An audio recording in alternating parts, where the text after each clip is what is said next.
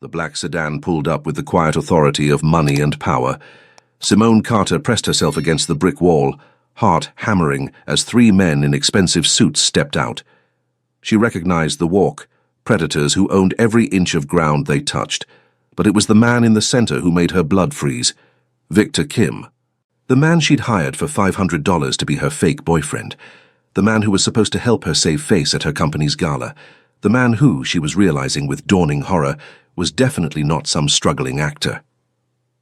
"Find her," his voice carried across the night air, cold and commanding. "Simone Carter. I want to know everything about her."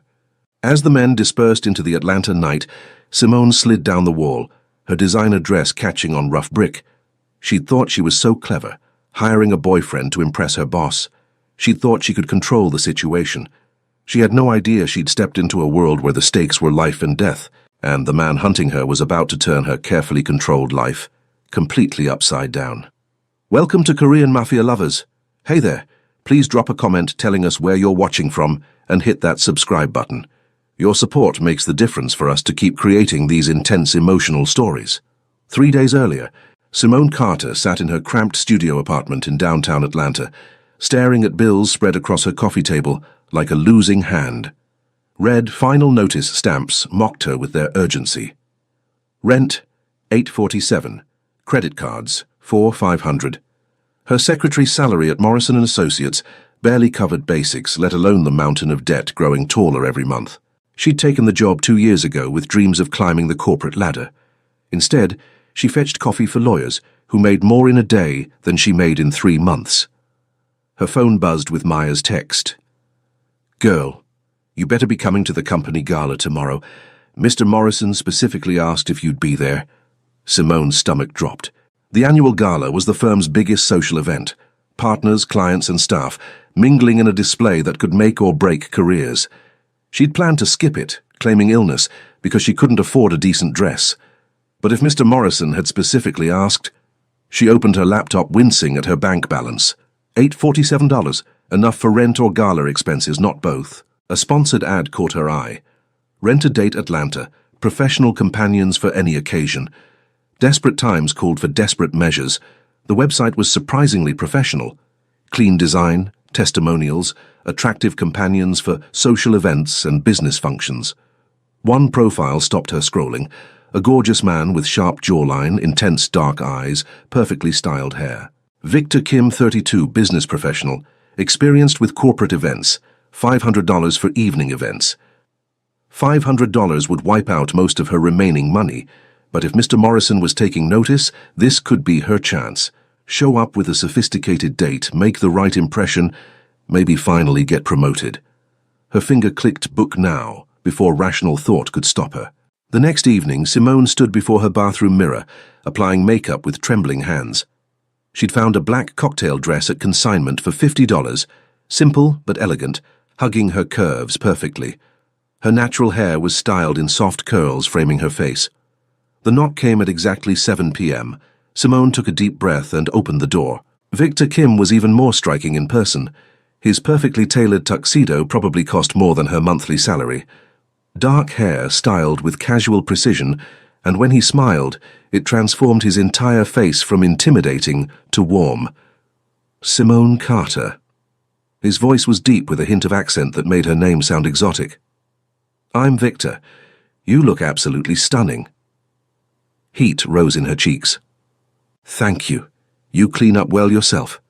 He stepped closer and she caught expensive cologne, woody and masculine. "Before we go, we should discuss our story. How long dating? How did we meet?" 6 months. Coffee shop in Buckhead. You're in business consulting. Perfect. He offered his arm with old-fashioned courtesy. "Shall we?" The ride in his sleek Mercedes was surreal. Victor was perfect, asking about her job, interests, listening with genuine attention. By the time they reached the Four Seasons, Simone had almost forgotten this was an act. The ballroom was transformed into elegant wonderland. Crystal chandeliers cast warm light over white-draped tables. Simone had attended before as invisible support staff. Tonight, walking on Victor's arm, she felt the shift in attention immediately. "Simone," Mr. Morrison approached, stern face brightening. "You look lovely. And who is this?" Mr. Morrison, I'd like you to meet Victor Kim. Victor, this is James Morrison, our founding partner. Victor's handshake was firm, smile confident but respectful. A pleasure, sir. Simone speaks of the firm constantly. You've built something impressive. Victor's in business consulting, Simone added, marveling at how natural the lie sounded. Excellent. Simone, I've been meaning to discuss the Henderson account with you. Perhaps we could schedule time next week? The Henderson account was their biggest client. Simone's heart raced. Of course, Mr. Morrison, I'd be honored. As her boss moved away, Victor's hand settled on her lower back, warm and possessive. You're trembling. This is huge for me. The Henderson account could change everything. Something flickered in his dark eyes, an expression she couldn't read. You deserve recognition for your hard work. The evening continued like a dream. Victor was perfect, charming colleagues, making her laugh, dancing with skill suggesting expensive lessons. When he held her close during slow songs, Simone forgot this was pretend. You're very good at this, she said as they swayed together. At what? Making me feel like I'm worth $500. His steps faltered. Simone, it's okay. I know what this is, but thank you for making tonight special. His hand tightened on her waist. You have no idea what you're worth. The words carried such conviction her breath caught. For a moment the gala faded away, only Victor's dark eyes and the feeling that something fundamental was shifting between them. Then Jessica appeared beside them, slightly drunk and wearing a malicious smile. Simone, having fun with your penis of a friend? Jessica. Simone's voice was carefully neutral. Jessica had always resented Simone's work ethic. It's just so interesting. I could have sworn I saw your dates photo on some website. What was it called? Rent or something? Blood drained from Simone's face. Around them conversations quieted as people turned to listen. She felt Victor tense, but his expression remained perfectly calm. I think you might be confused, Victor said, his voice carrying a subtle edge that made Jessica step back. Perhaps you should focus on your own evening. There was something in his tone, quiet authority speaking of power and consequences. Jessica's smile faltered, and she mumbled an excuse before hurrying away. But damage was done. Simone felt curious stares, whispered conversations starting. Her carefully constructed evening was crumbling. I need air, she whispered, pulling away. She made it to the hotel's garden terrace before tears started. All her hopes of finally catching a break, destroyed by Jessica's jealousy and her own desperate gamble. Simone. Victor's voice was soft behind her. Don't, just don't. I'll transfer the money tomorrow. You can go. Look at me. Something in his voice made her turn. In moonlight, his face was sharp angles and shadows, but his eyes were gentle. What Jessica said doesn't matter. What matters is that you're brilliant, hard-working, and deserve better than this. You don't know me. I know enough. He stepped closer. I know you work 2 jobs for your mother's medical bills. I know you've been passed over for promotions 3 times, despite being the most competent person in that office. I know you spent your last $300 on a dress because you believed in yourself enough to take a chance. Her breath caught. How do you know all that? Victor's expression shifted, becoming unreadable. Because I make it my business to know things, Simone, and what I know about you is that you're extraordinary. His phone buzzed. He glanced at it and his entire demeanor changed. The gentle man comforting her disappeared, replaced by someone cold and dangerous. I have to go, he said, voice sharp with urgency. But this isn't over. He was gone before she could respond, leaving her alone with more questions than answers, and the unsettling feeling that Victor Kim was far more than he seemed. Simone barely slept. Every time she closed her eyes, she saw Victor's face in moonlight, heard how he'd said her name like a promise. But morning brought harsh reality. She'd spent $500 on a fake boyfriend who'd abandoned her when things got complicated. Maya called as she prepared for work. Girl, what happened last night? Everyone's talking about your mysterious date. Jessica's telling anyone who'll listen he was some escort, but nobody believes her. The man looked like he could buy half the people at that gala. Simone's stomach twisted. It's complicated. Complicated how? Mr. Morrison called asking for your personal number. He wants to meet about the Henderson account today. Despite everything, hope fluttered. Really? Really? Whatever you did worked. So, Spill, who is Victor Kim? I honestly don't know, Simone admitted, which was becoming truer by the hour. She arrived at Morrison & Associates early, hoping to prepare, but stepping off the elevator, she found chaos. Police officers interviewed staff. Yellow crime scene tape blocked the conference room. What's happening? She asked Rebecca, the receptionist. Break-in. Someone got into the building last night, went through Henderson files, took everything. Contracts, financial records, everything. Simone's blood ran cold. The Henderson account, the same one Mr. Morrison wanted to discuss, the same one that could change her career. Miss Carter, a detective approached. I'm Detective Rodriguez. You attended the firm's gala last night. Yes, sir. Notice anyone acting suspiciously? Anyone particularly interested in the firm's business? Victor's face flashed in her mind. How he'd tensed when Jessica mentioned the website, the mysterious phone call, his sudden departure. But something held her back. No, nothing unusual. Mr. Morrison's office door opened. Simone, good. We need to talk. His office felt different, less like a seat of power, more like a bunker under siege. Morrison gestured for her to sit, then closed the door carefully. The Henderson account. How much do you know about their business? Their logistics, import-export 5-year client. What they import and export is complicated. His voice was carefully neutral. There are aspects requiring discretion, complete discretion. A chill ran down her spine. What kind of aspects? The kind that make them valuable clients and dangerous enemies. He leaned forward. Simone, I need complete honesty. Have you ever discussed the Henderson account with anyone outside this firm? No, sir, never. Good. He relaxed slightly. Last night's break-in wasn't random. Someone specifically targeted Henderson's files, someone who knew exactly what they were looking for. Inside job? Someone with specific information about our security and filing systems. His eyes sharpened. Tell me about your date. Victor Kim. Her mouth went dry. What about him? Where did you meet? How long have you known him? The lies felt flimsy now. Coffee shop, 6 months. What does he do? Business consulting. Morrison pulled out his phone, showing her a photo. Victor, but not the gentleman from last night. This Victor was in a black suit, surrounded by serious-looking men, walking from what looked like a courthouse. This photo was taken 3 months ago in Los Angeles. Victor Kim, also known as Seung-ho Kim, leaving federal court after charges were dropped. Charges related to money laundering and racketeering. The room tilted. That's impossible. Simone, I need you to think carefully. Did Victor ask questions about your work, our clients, the firm's security? She tried to remember conversations, but her mind was reeling. He knew things about me, things I never told him. What kind of things? My mother's medical bills being passed over for promotions. He said he made it his business to know things.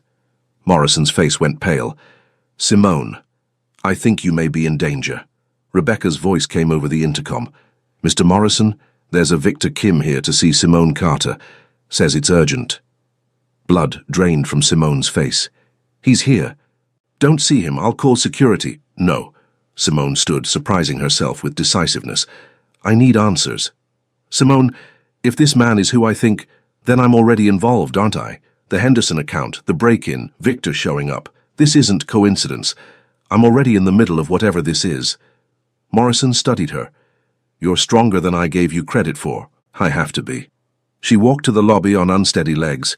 Victor stood by reception, and seeing him in bright office lighting was jarring. Still devastatingly handsome, impeccably dressed, but there was an edge now she'd missed before. The way he held himself spoke of coiled power. Simone. His voice was warm, but his eyes were watchful. We need to talk. Yes, we do, but not here. They walked to a small cafe 2 blocks away, neither speaking. Simone's mind whirled with questions and fears, but underneath was strange inevitability. Whatever Victor Kim really was, she'd been pulled into his orbit the moment she'd clicked, book now. The cafe was nearly empty. Victor chose a corner table with clear sightlines to both entrances, a detail that didn't escape notice. You're not really an escort, she said without preamble. No. And your name isn't really Victor Kim. It's one of my names. He leaned back, studying her. You're handling this better than expected. What did you expect? Screaming? Fainting? Most people would be terrified. Maybe I should be, but I'm tired of being afraid. I've been afraid of debt, failure, taking chances.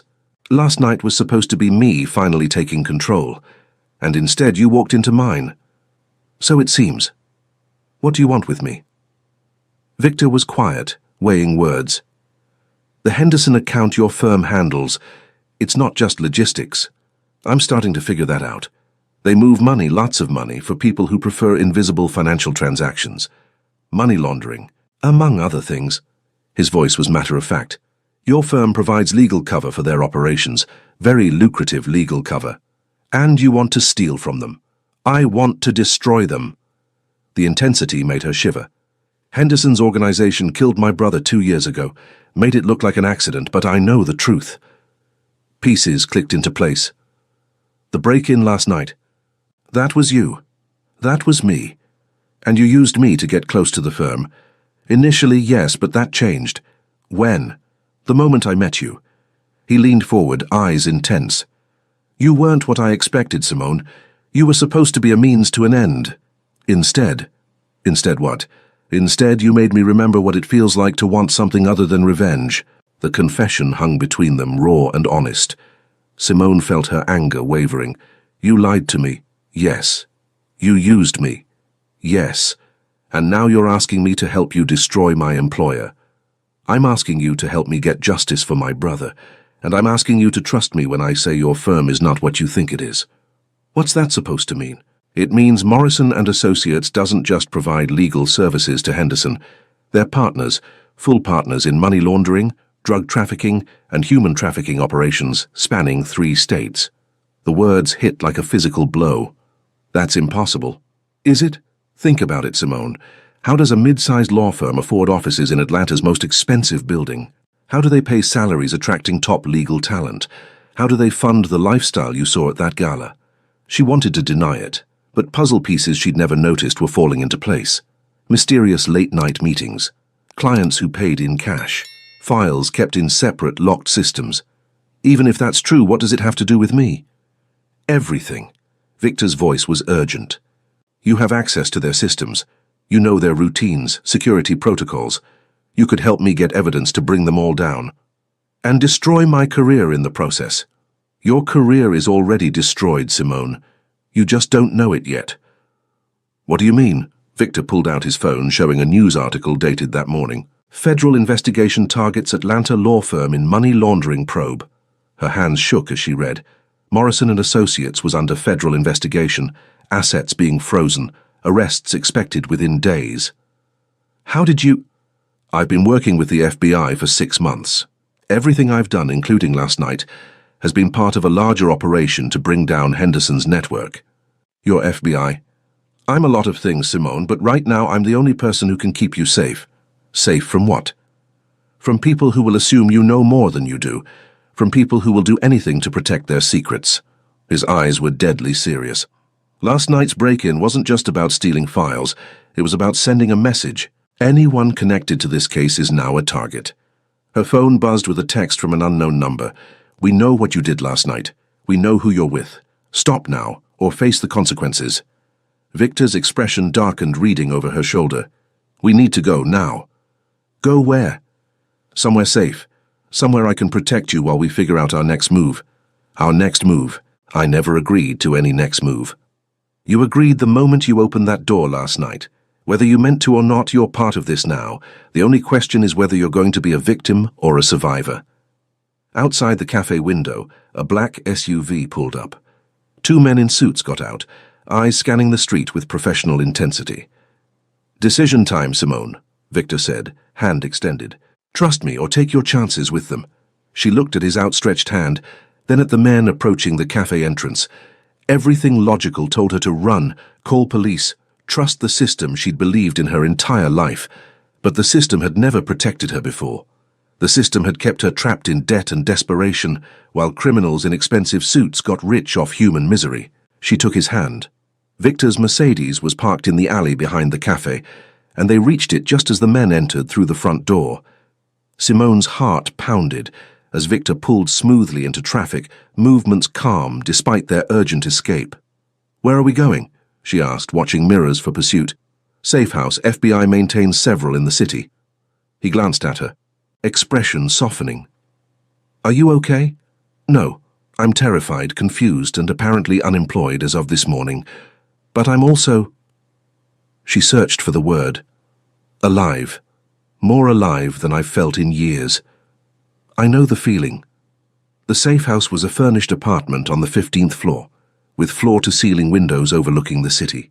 Elegant but impersonal, designed to house people temporarily. "The FBI has been investigating Henderson's organization for 2 years, Victor explained, checking the security system. "But they're smart, careful. Every time we get close, evidence disappears, witnesses recant, cases fall apart." "So they brought you in?"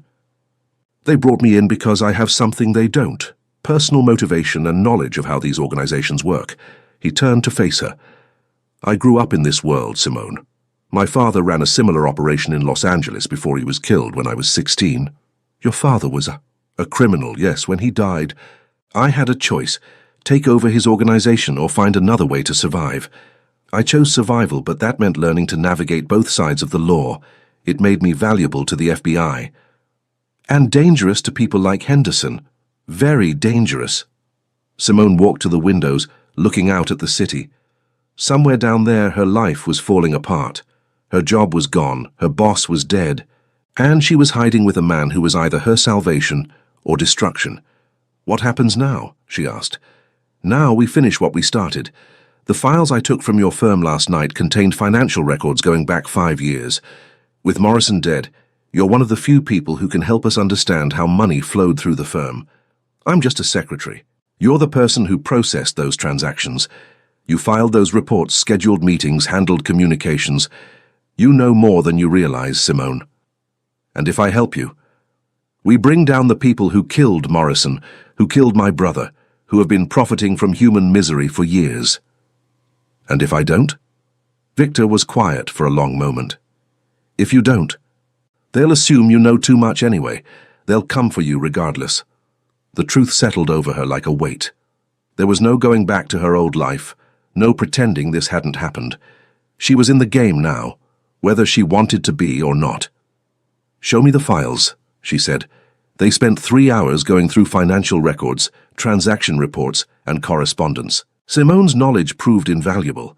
She could identify patterns, explain seemingly random transactions, decode bureaucratic language hiding the true nature of business. "This account," she said, pointing to transfers. "I remember this. Morrison told me it was for a client's real estate investments, but look at the timing. Every transfer corresponds to dates when Henderson's ships arrived at the port of Savannah." "Drug shipments," Victor confirmed. "Payment for protection and distribution. And this one, legal fees for immigration services. But I never processed any immigration paperwork for these amounts. Human trafficking. They were charging people for passage into the country, then selling them into forced labor." Each revelation hit Simone like a physical blow. For 2 years, she'd been an unwitting participant in crimes that destroyed lives. Every transaction she'd processed, every file she'd organized, had been part of a machine that fed on human suffering. "I helped them," she whispered. "I made this possible." "You didn't know. Does that matter? Those people, those victims, will get justice because of what you're doing now."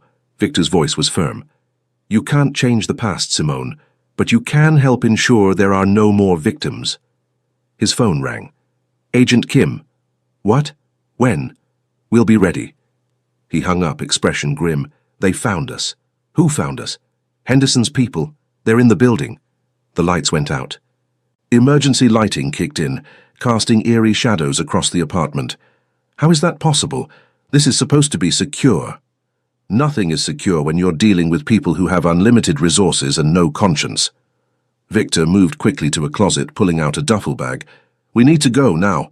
"Where?" "Anywhere but here." He handed her a bulletproof vest. "Put this on." "Victor, I don't know how to do this. I'm not trained for—" "You don't need training, you just need to trust me." His hands were gentle, helping her with the vest. "Can you do that?"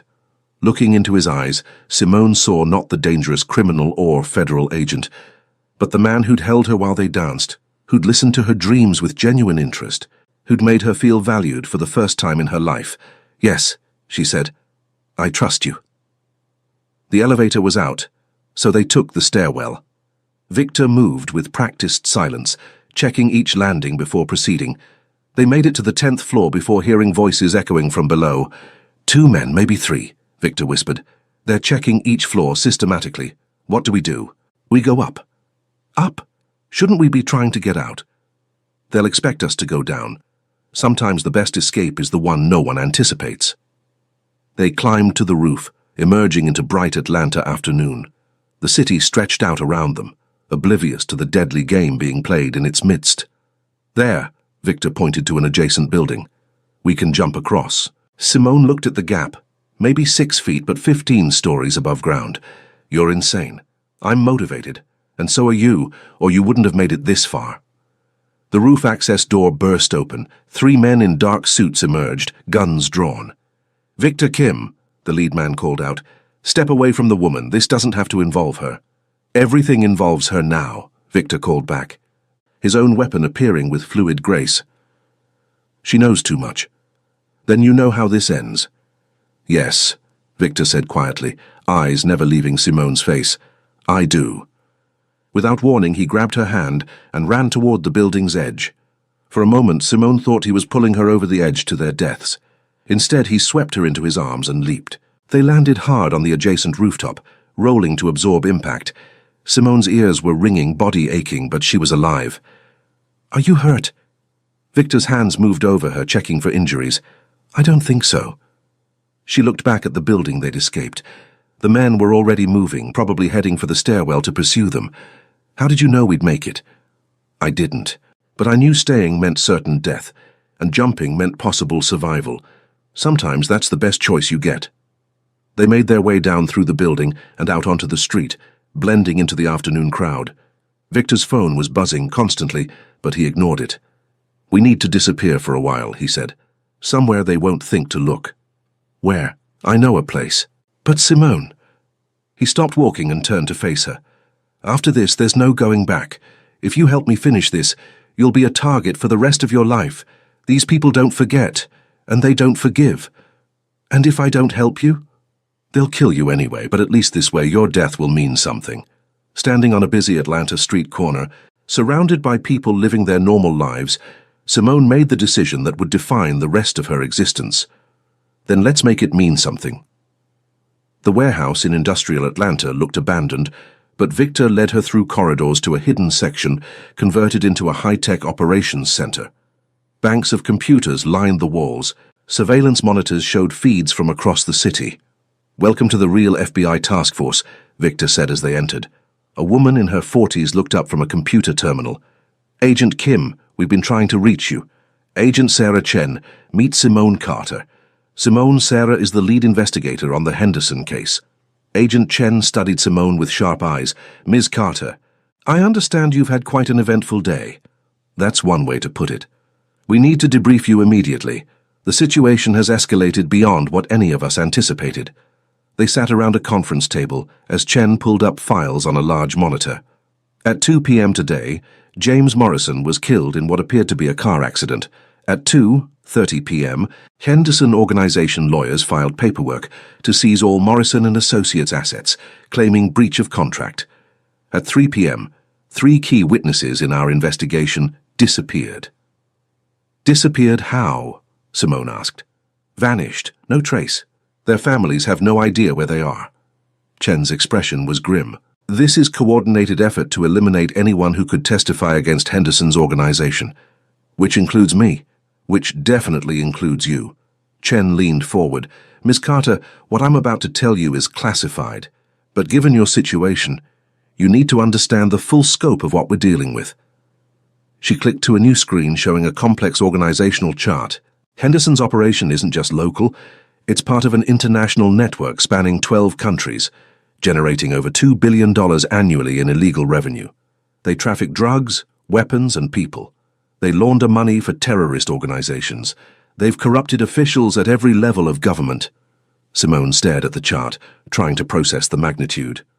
And Morrison and Associates was part of this. Morrison and Associates was the legal backbone of their entire East Coast operation. Every major transaction, every property acquisition, every shell company, it all went through your firm. How long has this been going on? At least 8 years, possibly longer. The weight hit her like a physical blow. For 2 years, she'd been processing paperwork for an organization that destroyed lives on an industrial scale. Every invoice she'd filed, every meeting she'd scheduled, had been part of a machine feeding on human suffering. "I need a moment," she said, standing abruptly. She walked to the window overlooking the warehouse floor, trying to steady her breathing. Victor appeared beside her, his presence both comforting and unsettling. "I know it's a lot to process," he said quietly. 8 years, Victor. 8 years of this, and nobody stopped it. People tried. Investigators, prosecutors, journalists, they all ended up dead or discredited. His voice was bitter. "That's why the FBI brought me in. Sometimes you need someone who understands how these organizations think, how they operate. Someone who grew up in that world." "Yes." She turned to face him. "Tell me about your brother. The truth this time." Victor was quiet for a long moment. "Min-ho. He was 3 years younger than me, and everything I wasn't. Kind, trusting, believed the best in people. What happened to him? He fell in love with the wrong woman. Sarah Henderson, daughter of the man who runs the organization we're trying to bring down. Min-ho thought he could save her, help her escape her father's world." Victor's voice was tight with old pain. "Instead, she led him into a trap. They made his death look like an accident, but I know the truth. I'm sorry. He was going to be a teacher, can you imagine? My little brother, who grew up in the same world I did, wanted to spend his life helping kids learn to read." Victor's smile was bitter. "He was the good one. I'm just the one who survived." "You're more than that." "Am I?" He looked at her with genuine curiosity. "What do you see when you look at me, Simone?" The question caught her off guard. "I see someone who's been hurt, someone who's angry but trying to channel that anger into something meaningful. I see someone who held me like I was precious last night, even though it was all supposed to be fake. It wasn't fake. Not the way I felt. Victor, I know it's crazy. I know the circumstances are impossible, but what I felt when I held you, when I saw you light up talking about your work, when you stood up to Jessica's cruelty with such grace, that was real. Agent Chen approached them. "We've received new intelligence. Henderson is moving tonight, liquidating assets, eliminating witnesses, preparing to disappear. If we don't act now, we'll lose our chance." "What do you need from us?" Victor asked. "The financial records you obtained from Morrison and Associates contain account numbers and transaction codes we need to freeze Henderson's assets. But the codes are encrypted, and we need someone who understands the firm's system to decode them." All eyes turned to Simone. "That would be me." "It's dangerous," Chen warned. "Henderson's people are monitoring all electronic communications. The moment you access those systems, they'll know where you are. How long would I need? 30 minutes, maybe 45. And how long before they could trace the access? 10 minutes if they're fast." Victor stepped forward. "It's too risky." "It's the only way," Simone said quietly. "You said it yourself. Sometimes the best choice is the one that gives you possible survival instead of certain death." "Simone, no." Her voice was firm. "I've been running from risk my entire life, playing it safe, keeping my head down, hoping someone else would solve my problems. Look where it got me." She turned to Chen. "What do you need me to do?" The next hour was preparation. Chen's team set up a secure connection to Morrison and Associates servers, while Victor coordinated with tactical teams positioned around the city. Simone studied the encrypted files, looking for patterns she recognized. "There," she said, pointing to transactions. "This code sequence, I remember it. Morrison used it for his highest priority clients. Can you decode it?" "I think so, but I'll need to access the firm's main database." "That's the risk," Chen said. "The moment you log in, Henderson's people will know. Then we better work fast." At 8 p.m., Simone sat at the computer terminal. Her hands shook slightly as she entered login credentials. The Morrison and Associates system came online, and she began navigating to encrypted files. "I'm in," she announced. "Clock starts now," Chen said. 10 minutes before they can trace us." Simone's fingers flew over the keyboard, accessing files she'd organized but never fully understood. Account numbers, routing codes, transaction histories, all the digital breadcrumbs of a criminal empire. "First account decoded," she announced. "Cayman Islands, $47 million. Freezing it now," Chen confirmed. "Second account, Switzerland, $23 million is frozen." "Third account." Simone paused, staring at the screen. "This can't be right." "What is it?" "This account is registered to Morrison and Associates, but it's not in any of our official records. It's James Morrison's personal account." "How much?" Victor asked quietly. $156 million. The room fell silent. Chen was first to speak. Morrison wasn't just facilitating Henderson's money laundering, he was skimming. That's why they killed him, Victor realized, not because he was cooperating with the FBI, but because he was stealing from them. "Which means—" Simone's voice trailed off as implications hit her. "Which means they don't just want to eliminate witnesses," Chen finished. "They want to recover their money. And they think you know where it is." An alarm started blaring. "They've traced us," Chen announced. "Everyone out now." But as they moved toward the exit, the lights went out. Emergency lighting cast eerie shadows across the warehouse as armed figures appeared at every entrance. "Federal agents," a voice called out, "drop your weapons and surrender." "That's not FBI," Chen said grimly. "That's Henderson's people with stolen equipment." Victor grabbed Simone's hand. "Stay close to me." Gunfire erupted across the warehouse. Chen's team returned fire from behind computer terminals and equipment racks. In the chaos, Victor pulled Simone toward a service corridor she hadn't noticed before. "Where are we going?" "Emergency exit. Chen's people will hold them off as long as they can." They made it halfway down the corridor before a figure stepped out of the shadows ahead. Sarah Henderson, beautiful, blonde, and pointing a gun directly at Simone's chest. "Hello, Victor," she said, her voice carrying a slight southern accent. "I've been looking forward to seeing you again. Sarah." Victor's voice was cold. "I should have killed you 2 years ago." "You should have, but you always were too sentimental." Her eyes shifted to Simone. "Just like your brother. Leave her out of this." "I'm afraid I can't do that. You see, Ms. Carter here has something that belongs to my family. $156 million to be precise." "I don't know anything about that money," Simone said.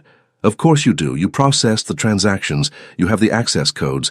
You're the only person left alive who can transfer those funds. Even if that were true, why would I help you?" Sarah's smile was cold.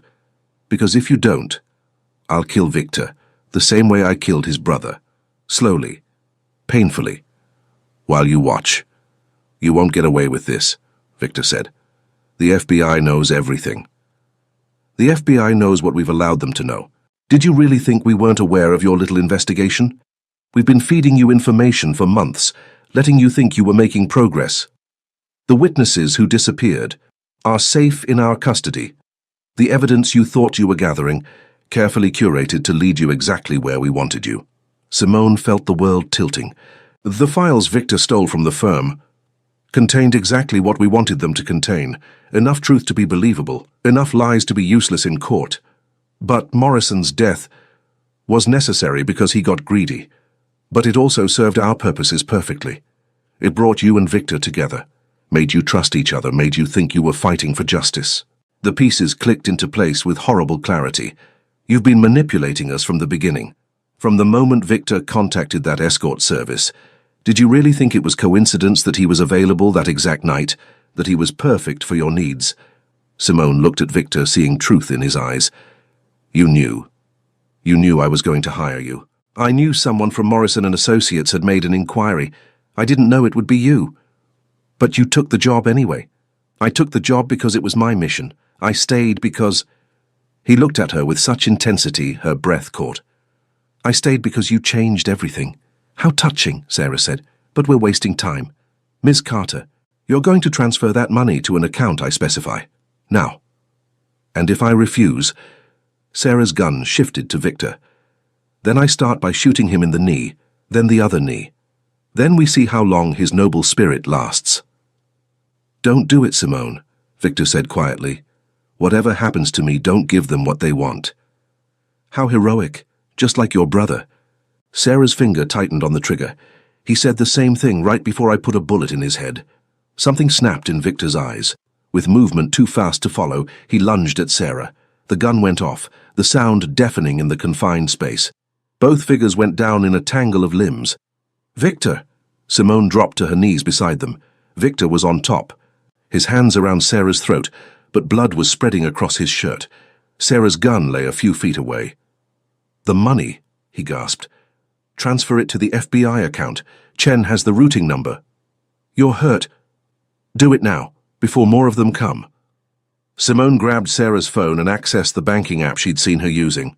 With shaking fingers, she navigated to the account Victor had identified and initiated the transfer. $156 million, flowing from Henderson's hidden account to federal custody. Transfer complete, she announced. Victor's grip on Sarah's throat loosened, and she gasped for air. You have no idea what you've just done, she wheezed. My father will hunt you to the ends of the earth. Let him try, Victor said, his voice weak but determined. We have everything we need now. Sirens were approaching, real FBI this time, Chen's backup finally arriving. Sarah Henderson was taken into custody, and paramedics rushed Victor to the hospital. As Simone sat in the ambulance beside him, holding his hand while medics worked to stop the bleeding, she realized everything had changed. Not just her circumstances, but her fundamental understanding of who she was and what she was capable of. You saved my life, Victor said weakly. You saved mine first. We're even then. No, Simone said, squeezing his hand. We're just getting started. 2 weeks later, Simone stood in the witness box of a federal courthouse in Atlanta, facing a room full of reporters, prosecutors, and defense attorneys. The Henderson organization's trial had become the biggest criminal case in Georgia's history, and her testimony was crucial to securing convictions. Ms. Carter, the federal prosecutor began, can you tell the court about your role in processing financial transactions for Morrison and Associates? Simone's voice was steady as she recounted the details, the coded transactions, shell companies, systematic laundering of money from drug and human trafficking operations. Every question answered was another nail in the coffin of the organization that had destroyed so many lives. In the gallery, Victor sat in the front row, his arm still in a sling from the gunshot wound, but his eyes never leaving her face. His presence gave her strength, reminded her she wasn't alone in this fight for justice. And the $156 million recovered from Mr. Morrison's hidden account, the prosecutor continued. How were you able to access those funds? I had processed the original transactions that created the account. When I decoded the files, I recognized the patterns and was able to trace the money back to its source. What happened to those funds? They were transferred to federal custody and are being used to compensate victims of the Henderson organization's crimes. When the defense attorney cross-examined her, he tried to paint her as a willing participant in the money laundering scheme, but Simone had learned to stand her ground, to speak her truth with confidence that came from knowing she was fighting for something bigger than herself. Ms. Carter, isn't it true that you profited from these illegal transactions through your salary at Morrison and Associates? I earned a secretary's salary for doing secretarial work. I had no knowledge of the illegal nature of the transactions I was processing, but you continued to work there for 2 years. I continued to work there because I needed the job to pay my bills and support my family. The moment I learned the truth about what was happening, I risked my life to help stop it. After 3 days of testimony, the jury deliberated for less than 4 hours. Guilty verdicts on all counts for the surviving members of the Henderson organization. Sarah Henderson received life in prison without parole. Her father, captured trying to flee to a non-extradition country, received the same sentence. Outside the courthouse, Simone found herself surrounded by reporters and cameras, but it was Victor's presence beside her that mattered most. Ms. Carter, what's next for you? A reporter called out. I'm starting law school in the fall, she announced, surprising even herself with the decision she'd made that morning. I want to make sure that what happened to me never happens to anyone else. And Agent Kim, will you be continuing your work with the FBI? Victor's arm slipped around Simone's waist, a gesture that felt both protective and possessive. I'll be wherever I'm needed most. Later that evening, They sat on the rooftop terrace of Victor's downtown Atlanta apartment, a real apartment this time, not a safe house. The city spread out below them, lights twinkling like stars in the gathering dusk. "Law school," Victor said, handing her a glass of wine. "When did you decide that?" "When I was sitting in that courtroom, watching those lawyers fight for justice, I realized I want to be the person who protects people like me, people who get caught up in situations they don't understand, who need someone to fight for them. It won't be easy. Nothing worthwhile ever is." She looked at him over her wine glass. "What about you? What happens to Victor Kim now that the case is closed?" "That depends. On what?" "On whether a certain law student might need a study partner." Simone laughed, the sound bright and free in the evening air. "Are you asking me out, Agent Kim? Because I should warn you, I have very high standards now. The last guy I dated turned out to be a federal agent working undercover to bring down a criminal organization. Sounds like a dangerous man." "Extremely dangerous." She set down her wine glass and moved closer to him. "But also brave and kind and willing to risk everything for what's right. And devastatingly handsome." "That too." Victor's free hand came up to cup her face, his thumb tracing the line of her cheekbone. "Simone, what we went through together, it wasn't normal. It wasn't how relationships usually start. Nothing about us has been normal. I need you to know that what I feel for you isn't just adrenaline or trauma bonding. It's not because we survived something together. Then what is it? It's because you're the strongest person I've ever met, because you looked at an impossible situation and chose to fight instead of run, because you made me remember that there's more to life than revenge. Victor, I love you," he said simply. "I loved you from the moment you opened your door that first night, looking so beautiful and nervous and determined. I loved you when you stood up to Jessica at the gala. I loved you when you chose to trust me even when you had every reason not to. And I'll love you whether you're a secretary or a lawyer or anything else you decide to become." Tears pricked at Simone's eyes. "You saved my life. You saved mine first. You made me remember who I wanted to be instead of who I thought I had to be." She kissed him then, soft and sweet and full of promise. When they broke apart, the city light seemed brighter, the future more possible. "So what happens now?" she asked. "Now we build something real, something that's ours, not dictated by circumstances or danger or other people's crimes." "I'd like that." "Good." His smile was warm and genuine, free of the shadows that had haunted him for so long. "Because I have plans for us, Simone Carter. Big plans. Such as helping you get through law school. Such as maybe finding a house with a yard where we can have barbecues and argue about whose turn it is to do the dishes. Such as building a life that's boring and normal and perfect. Boring sounds wonderful. It does, doesn't it?" They sat together as the night deepened around them, talking about the future with the easy intimacy of two people who had seen each other at their worst and chosen to stay. The trauma of the past weeks was already beginning to fade, replaced by something stronger and more lasting. "Victor," Simone said as they prepared to go inside. "Yes?" "Thank you." "For what?" "For showing me that I'm worth more than $500. His laugh was rich and warm. "Simone Carter, you're worth everything." Years later, Simone Carter Kim stood in her law office overlooking downtown Atlanta, reviewing case files for her latest clients, 3 women who had been trafficked by an organization similar to Henderson's. Her firm, Carter & Associates, specialized in representing victims of organized crime, and she'd built a reputation as one of the most effective advocates in the Southeast. The door opened behind her, and she smiled without turning around. She knew that walk, that presence. "How did the deposition go?" Victor asked, wrapping his arms around her from behind. "Better than expected. The defense attorney tried to intimidate my client, but she held her ground. She's stronger than she knows. Sounds familiar. Does it?" Simone leaned back against his chest, still amazed by how perfectly they fit together. "How was your day?" "Productive. The new task force is making good progress on the Valdez case. Victor had left the FBI 2 years earlier to start his own consulting firm, helping law enforcement agencies understand and combat organized crime. His unique background made him one of the most sought-after consultants in the country. Any interesting developments?" "Actually, yes." He turned her in his arms, his expression serious. "We received intelligence about a new organization moving into Atlanta.